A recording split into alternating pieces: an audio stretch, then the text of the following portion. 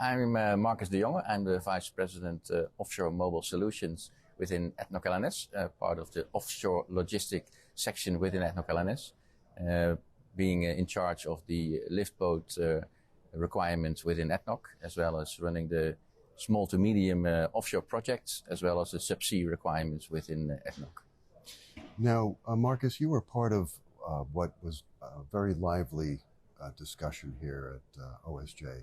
I was wondering if you can kind of recap some of the high points of the discussion. Yes, I initiated a discussion regarding where we stand as an OSV company, or us as OSV industry, with regard to the solutions that we provide to our end clients.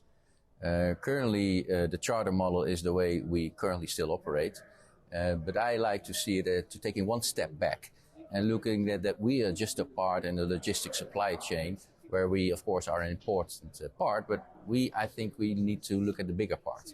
And I like to reflect it to the logistic solutions that are provided with big logistic companies. We are talking about the 1PL, 2, 3, or 5PL model, where basically you're not only doing transportation, but what else you can offer.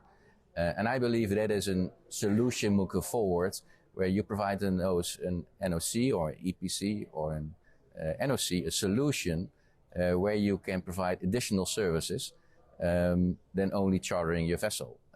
I believe it might be at a certain stage the logistics companies are moving into our industry, contacting IOCs like, well, I can give you the full end-to-end solution, and let me take care of the OSV vessels. So to preempt that, I believe our industry can be part of the solution as well.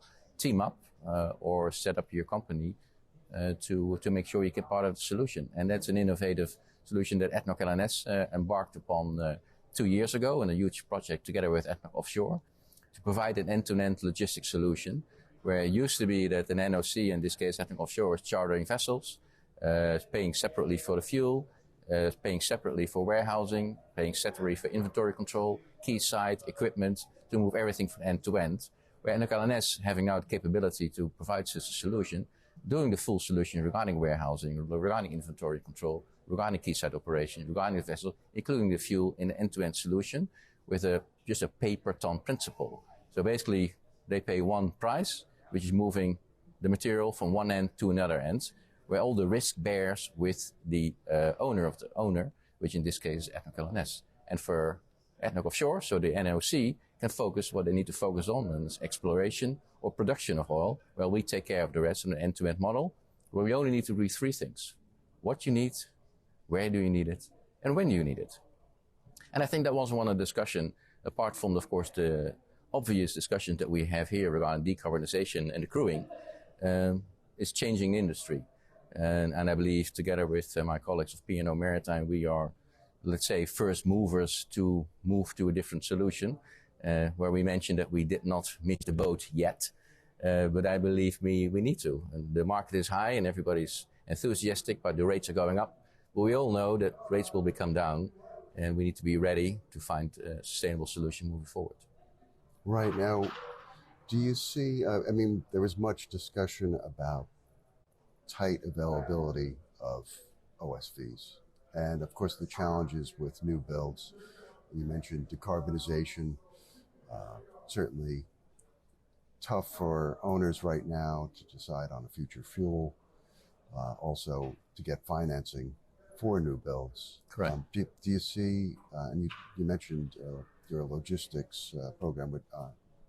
Yeah, I believe, the program I just mentioned is not a solution that there will be, I need less vessels.